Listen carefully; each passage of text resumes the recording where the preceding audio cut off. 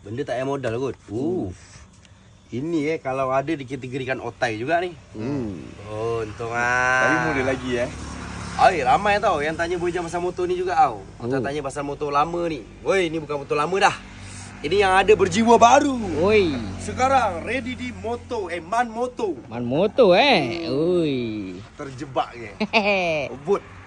Agak-agak nak Boy Jam beli ke tak? Cuba kalau betul-betul banyak orang yang komen cakap Boy Jam beli, Boy Jam beli. Komen ke bawah banyak. Tapi Boy Jam cakap harga Boy Jam tak tahu berapa. Sayang aja. Harga Boy Jam tak tahu. Sayang. So dia buka berapa Boy Jam jut nanti. Woish. Sebab motonya dari stok.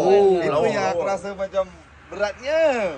Tapi tengoklah macam mana. Mana yang komen tu kalau anda kata rezeki tak salah alamat. Masalahnya benda ni langka. Memang betul ada lagi. Tapi benda dah susah nak cari yang baik. Betul. Itu cerita dia. Ada duit belum tentu ada barang. Walaupun dia ada lagi high lagi geng. Tapi ni dah cukup steam lah daripada Alejek. Sedangkan ni Pur 250 pun dah sedap dah. 18, 22, 23. Tapi kalau dapat 350, tak tahu dia cakap apa lah. Manmu. Kan?